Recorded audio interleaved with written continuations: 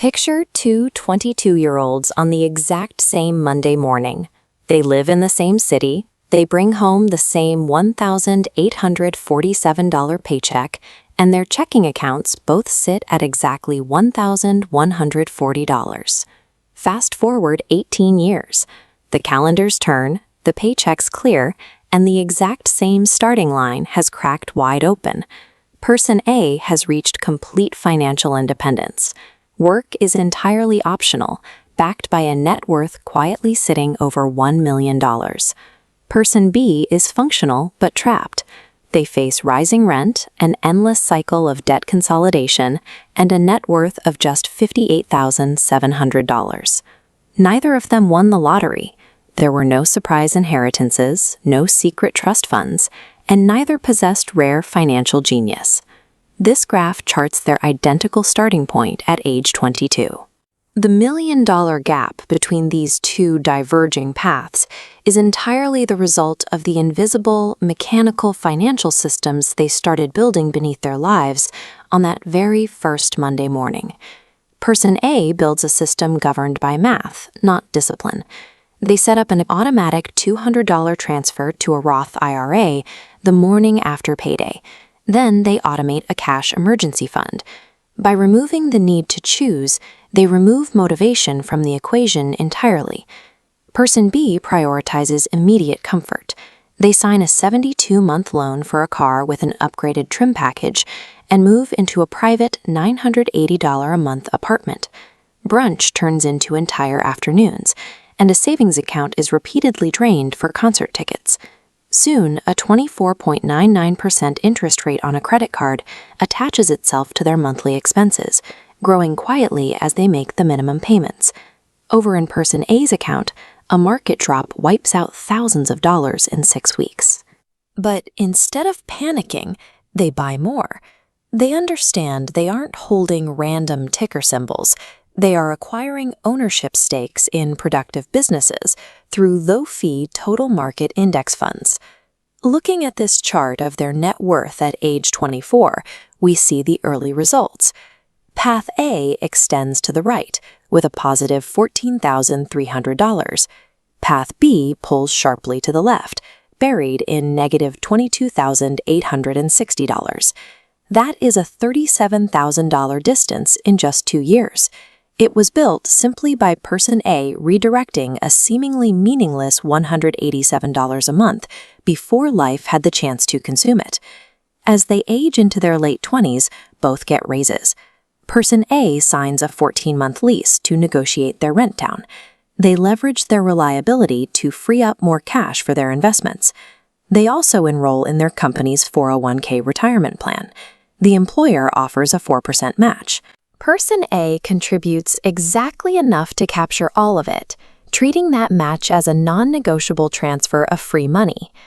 Person B uses their exact same raises to expand their lifestyle. They finance a Cancun trip on a credit card already carrying a balance, and they eat a $2,800 early termination fee to lease a newer car. When Person B finally opens a 401k, they contribute just 2%. By missing out on the full employer match, they quietly leave thousands of dollars in free money behind year after year.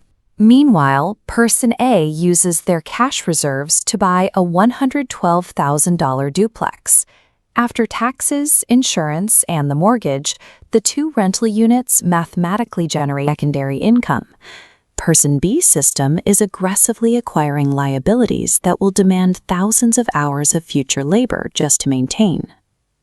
Financial spreadsheets are perfect in theory, but eventually real life happens. Both systems are about to face a stress test. Person B goes through a breakup, and suddenly they are solely responsible for their upgraded apartment. The math breaks instantly. To survive the sudden rent burden, they cash out $4,000 from their retirement account. This area chart visualizes the impact of that early withdrawal. The solid curve drops as taxes and penalties immediately eat into the cash. But this ghost curve shows the real damage, the permanent destruction of decades of future compound growth. Person A faces their own emergency. A water heater fails at their rental property. The $780 replacement registers as a tiny red dip on their trajectory, but it's paid effortlessly from a pre-planned maintenance reserve. The upward momentum continues. Automated financial systems are built to absorb the shock of external emergencies. Without a system, minor life events turn into permanent financial damage. Approaching 40, Person A sells their original duplex. They use a legal mechanism called a 1031 exchange, which allows them to bypass capital gains taxes entirely if they roll that early equity into larger, multiplying properties. This visualization breaks down the result of that momentum. By age 40, Person A has a net worth over $1 million, split across brokerage accounts, retirement funds, and real estate equity. Those assets now grow by roughly $58,000 a year without any additional labor. Conversely, Person B's net worth shrinks down to just $58,700. They are stuck in a loop of debt consolidation, working with incredibly thin margins, while heavily overshadowed by personal loans and credit card minimums. The real benefit of Person A's wealth isn't luxury. It's the quiet ability to pay their mother's $3,200 monthly medical bill entirely from passive real estate cash flow. Nobody looking at Person A's lifestyle would guess they are a millionaire. That is intentional. The goal of their system was never flashy consumption. The goal was absolute optionality. Person B isn't lazy, and they aren't stupid. They worked hard for 18 straight years. The brutal truth is that a financial system designed entirely for consumption will eventually consume the person who built it. Go back to that identical starting line at age 22. Two people with the same paycheck.